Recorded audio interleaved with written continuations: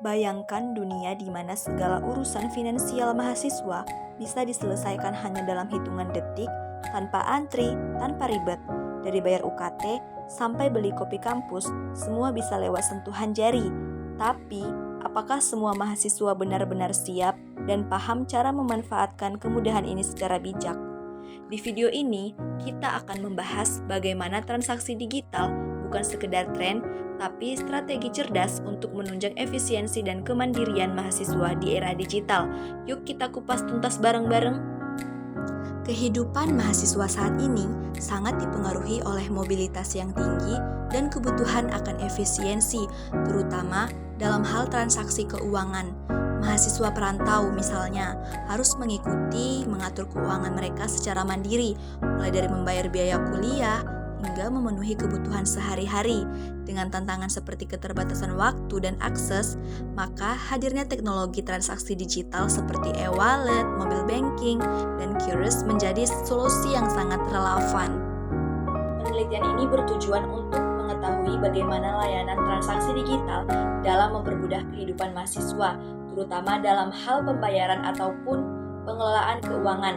Selain itu, penelitian ini juga bertujuan untuk mengidentifikasi kendala ataupun tantangan yang dihadapi mahasiswa dalam menggunakan layanan keuangan digital, sehingga dapat ditemukan solusi yang tepat guna meningkatkan efisiensi dan kemandirian mahasiswa. Baik, untuk metode yang digunakan dalam artikel ini adalah deskriptif kualitatif dengan pendekatan studi pustaka. Data diperoleh dari berbagai artikel dan jurnal yang relevan tanpa melakukan survei ataupun wawancara langsung.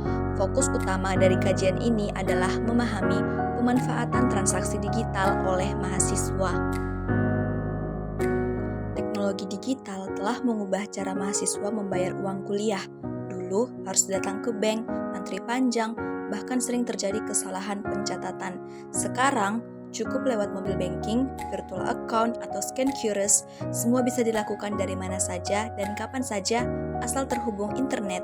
Sistem seperti Briva, misalnya, membuat mahasiswa punya kode pembayaran unik yang langsung tercatat otomatis di sistem kampus setelah transaksi selesai. Ini nggak cuma memudahkan mahasiswa, tetapi juga membantu kampus mencatat dan mengelola keuangan secara lebih efisien dan akurat. Jadi, dengan transaksi digital, pembayaran kuliah bukan lagi hal yang menyita waktu dan tenaga, melainkan bagian dari kemajuan layanan pendidikan yang lebih cepat, aman, dan praktis.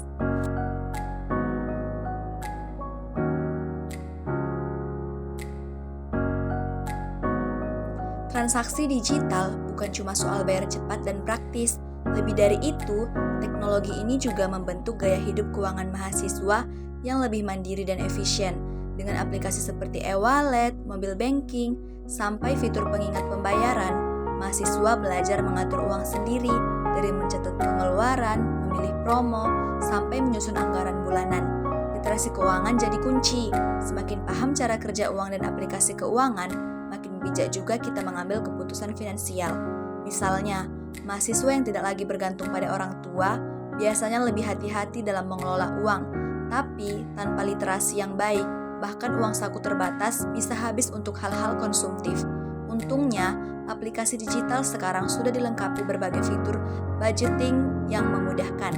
Jadi, selain mempercepat urusan administrasi, transaksi digital juga membantu mahasiswa melatih keterampilan keuangan yang adaptif, penting untuk masa depan yang lebih mandiri. Teknologi digital memang menawarkan kemudahan, tapi bukan berarti tanpa disertai tantangan.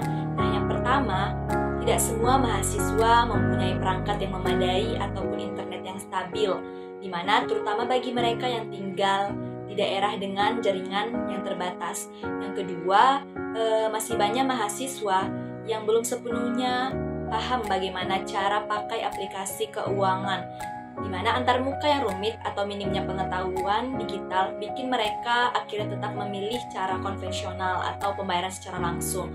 Yang ketiga, resiko tentang keamanan. Makin maraknya aplikasi keuangan, makin tinggi juga resiko penipuan ataupun pencurian data. Mahasiswa yang kurang hati-hati bisa jadi korban pinjol ilegal ataupun scam digital. Nah, dan yang gak kalah penting, godaan promo dan cashback. Fitur ini memang menarik, Tapi kalau nggak dibarengin dengan literasi keuangan, bisa bikin mahasiswa konsumtif dan boros.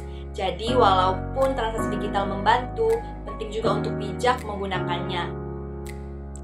Transformasi digital di sektor keuangan telah membawa perubahan besar dalam kehidupan mahasiswa dengan hadirnya e-wallet, mobile banking, dan berbagai platform digital lainnya. Mahasiswa kini bisa mengatur keuangan lebih cepat, efisien, dan fleksibel, baik untuk kebutuhan akademik maupun sehari-hari. Tapi di balik semua kemudahan itu, ada tantangan yang tidak bisa diabaikan. Akses teknologi yang belum merata, minimnya pemahaman soal risiko digital, hingga godaan konsumtif bisa jadi ancaman jika tidak dibarengi dengan literasi keuangan yang baik.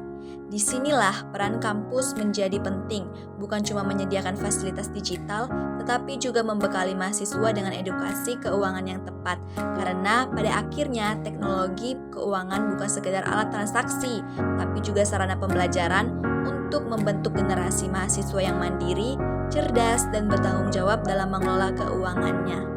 Kelebihan artikel ini mengangkat topik yang sangat relevan dan aktual di kalangan mahasiswa, menggabungkan aspek teknis dan perilaku dalam membahas transaksi digital. Kekurangan artikel ini, tidak ada data lapangan atau wawancara langsung dengan mahasiswa. Kajian hanya terbatas pada literatur sehingga bersifat umum.